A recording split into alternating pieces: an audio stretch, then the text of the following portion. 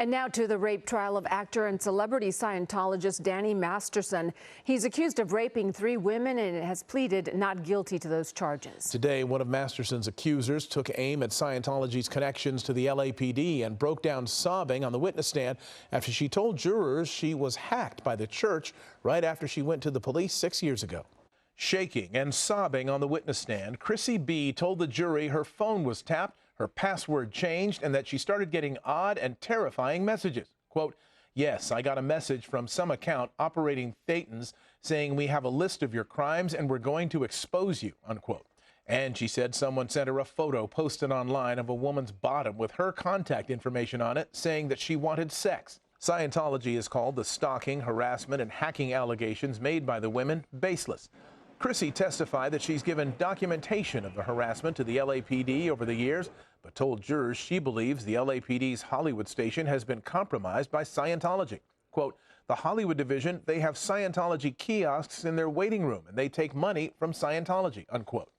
She then mentioned former LAPD Hollywood Captain Corey Polka, who is now the focus of a corruption investigation after he allegedly leaked confidential information about a sexual assault victim to CBS and its then president, Les Moonves. Chrissy, quote, "Something is going on there." Chrissy B wrote 2 letters to former LAPD Chief Charlie Beck in 2017, outlining her concerns about the detective handling her case. How do you think things went today? On cross-examination today, Masterson defense attorney Sean Hawley played a video clip of the very first interview Chrissy did with the LAPD back in 2017 and tried to point out discrepancies, like did she wake up to him raping her or was she already awake? And why didn't she tell these detectives that he pinned her arms above her head? Chrissy said nervously it was the first time she'd spoken to police. She says she answered their questions but did not volunteer extra information. Also on the witness stand today, a forensic psychiatrist who specializes in sexual assault.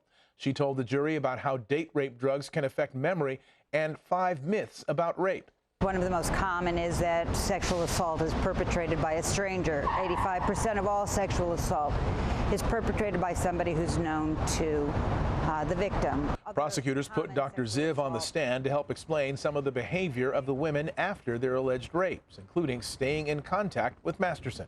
One of the hardest things for people to understand, which is a rape myth, is that individuals who are sexually assaulted by a known perpetrator almost always have subsequent contact with the perpetrator. Dr. Ziv also testified today about the effect that date rape drugs can have on a rape victim's memory. Again, Masterson has pleaded not guilty. His first trial last fall ended with a hung jury.